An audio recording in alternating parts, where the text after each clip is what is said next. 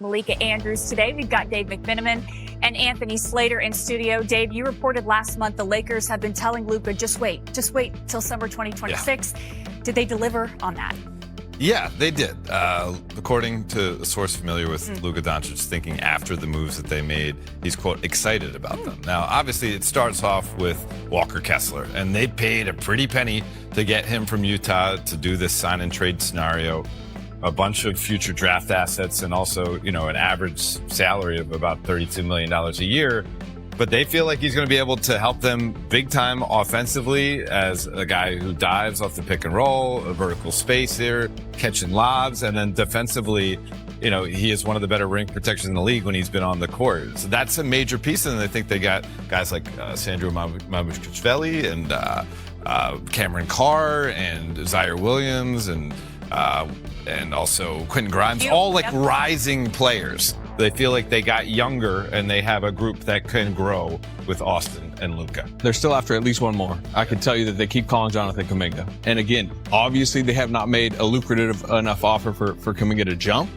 But part of their pitch has been, hey, you can come start here potentially.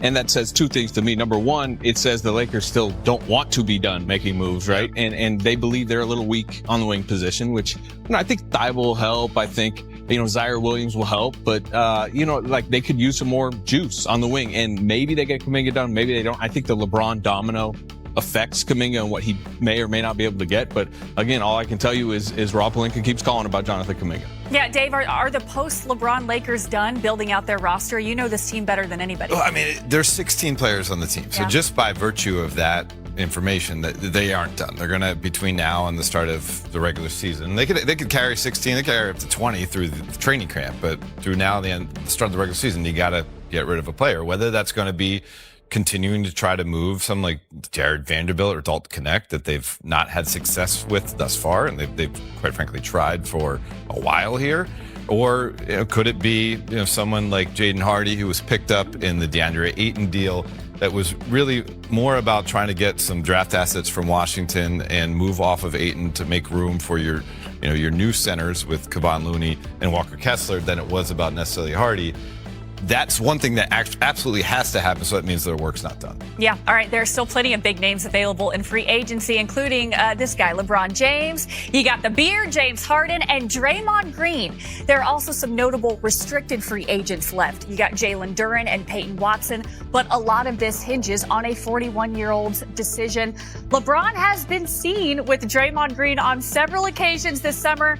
Anthony, is there any way at all Draymond would ever leave the Warriors to join LeBron on another team? Those two are very tight. You see the number on that graphic, $27.7 million. Draymond Green gave that back under, the assumption that if it comes down to it, he can get somewhere near that back from the Warriors. It was to give flexibility to go try to chase LeBron. If they were to get LeBron, that could get him maybe a multi-year deal at a lower number, but still financial security. To answer your question, there's been some speculation, hey, maybe he could follow LeBron to another place.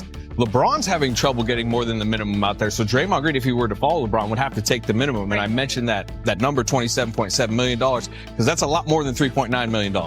And I know Draymond Green. He likes $27.7 million a lot more than $3.9. Well, the Warriors roster, it's pretty empty after this upcoming season. So what's the team's plan for that guy, Steph Curry? We're talking long-term plans. August 29th. Everybody's mentioned August 6th for Anthony Davis, and I think there's more angst about that one. August 29th is Steph Curry's extension eligibility date. From my understanding, despite the fact that they do, they're liking to keep their salary flexibility open long-term and clean books, Steph Curry's very, exclusive to that. He can, if he wants a one-year extension at big money, if he wants a two-year extension, the Warriors are very open to that conversation. I think they want to see how this roster looks in the short term and long term, and then by the time we get to late August when he's eligible, Steph Curry and the Warriors will sit down and decide. And let's be honest, Steph Curry will basically decide, does he want 1 year or 2 year, or maybe just wait until next summer. You can never talk enough about the Western Conference. It is a bloodbath every year, but certainly LeBron's decision, everything that happens moves those dominoes. Okay, WNBA All-Star Weekend begins tomorrow. The Fever will be sending 3 players to Chicago, but first they wrapped up the first half against the Sun last night. All right, Caitlin Clark, of course, was on fire early. She had the temperature rising in more ways than one. First minute of the game, Clark hits the left wing 3, and then about a minute later, Clark with the behind-the-back dribble and hits the 3.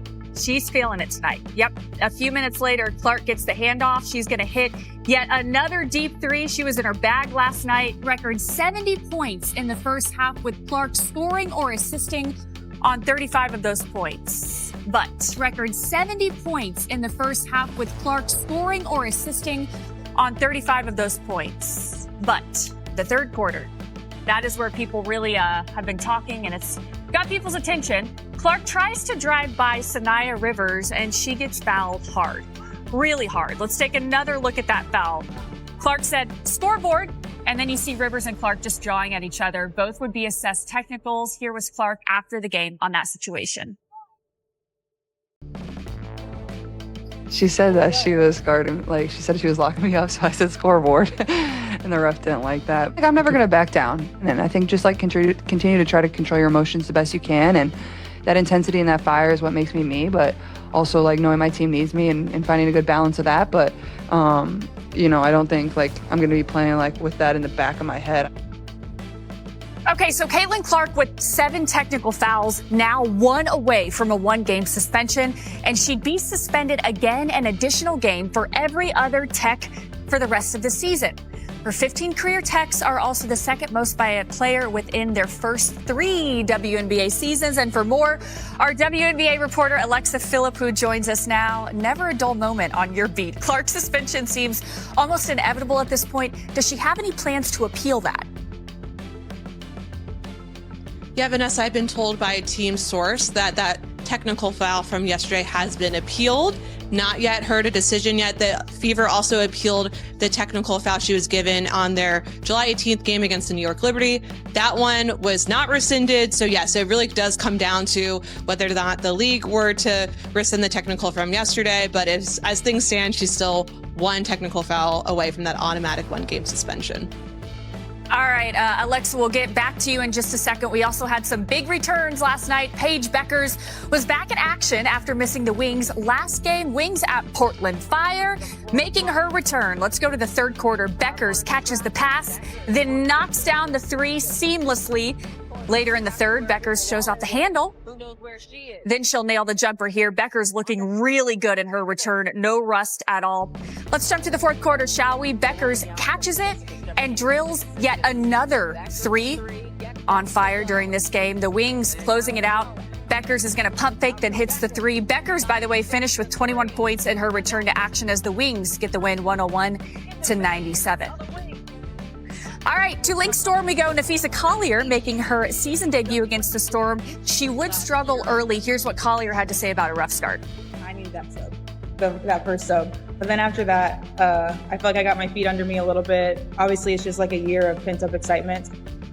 Okay, but she would bounce back. In this one, Courtney Williams with the assist, and Collier knocks down the jumper. Lynx down by 1. We head to the third quarter. Lynx up 51-47.